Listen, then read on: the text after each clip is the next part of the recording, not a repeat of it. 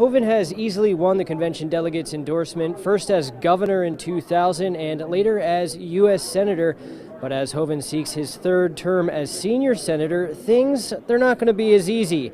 That's due to the growing far-right faction of the North Dakota Republicans, the Bastiat Caucus, and their leader, ultra-conservative plastic surgeon and businessman Rick Becker. Sources have confirmed there are more than 2,300 delegates, which is the most ever. In short, Becker is attacking Hoeven from the right and making him work for it, which has energized the party. The surge in the interest and the number of delegates was from people just coming out of the woodwork saying, I haven't been involved in politics before. I'm very concerned about the direction our nation is going. I want to be part of a change. And they came like a tidal wave. And that took the Hoeven campaign off guard. And so then they are going out and saying, oh my gosh, we have to do something or we're going to lose this thing. So then they're recruiting as many candidates as they can. And that's where you have from both campaigns the number that we're seeing. Senator Hoeven, as far as we know, has not arrived yet, so we haven't had the opportunity to talk with him. Stick around, though, for KX News at 6 for my conversation with Karma Hansen. She's the second vice chair of the North Dakota GOP, and she is giving the actual nominating speech for Senator Hoeven tomorrow. Reporting live from the Bismarck Event Center for KX News, I'm Josh Meddy. Brooke, back to you. Thank you for that update, Josh.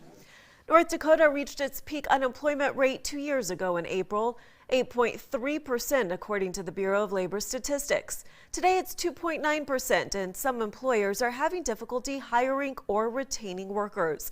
As Becky Farr reports, that's especially true within the Minot Police Department. We have to round them up, a lot of overtime. That's been the case both in dispatch and within the police department in Minot. Minot Central Dispatch is short 4 dispatchers, leaving the rest working 12-hour shifts for the past 2 years. It gets on them, their moods, they're tired. You know, you can tell when they're a bad day, they're not able to brush it off as easy.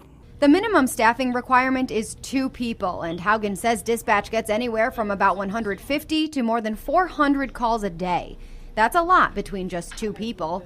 As the manager, she's still taking a lot of calls too, but has found the job worthwhile for 15 years now. Just knowing that you're helping people, that's what I consider the benefit of the job. Captain Jason Sundbakken started in dispatch. Now, on the other side, he's seeing a staffing shortage too, with 8 open patrol officer positions. You know, we never actually get to our full staff of 83 because there's turnover that naturally happens in those aspects, but 8 is a lot higher than it's been previously in the last couple of years anyway.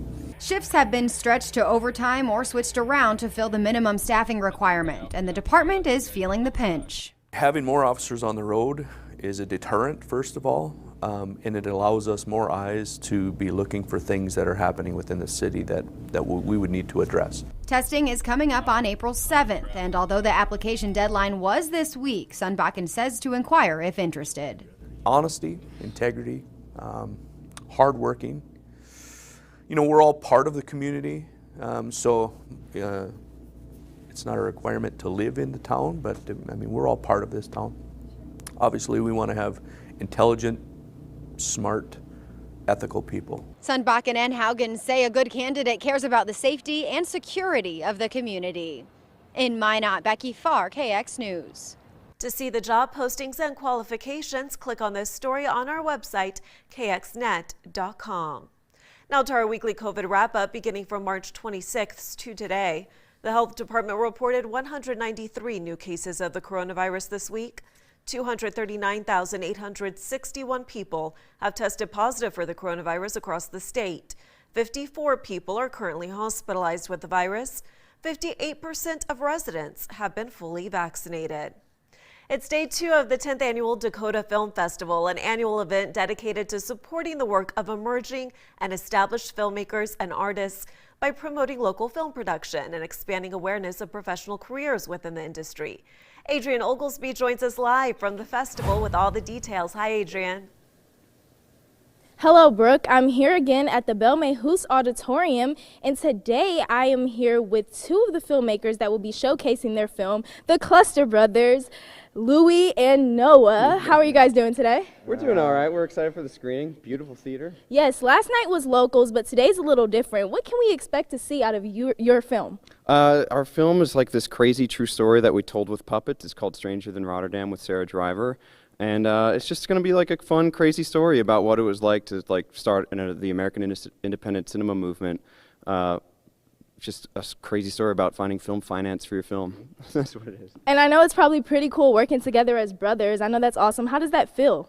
It's very rewarding. Me and Louie, we also live together, so our apartment's really long, and we live at both sides, so it's like a really short commute. We work in our kitchen, and he's the best guy to work with.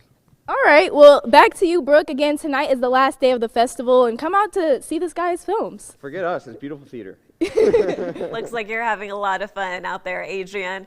For more information on the festival, visit our website, kxnet.com. Doors open at 6 tonight. Coming up on KX News at 5.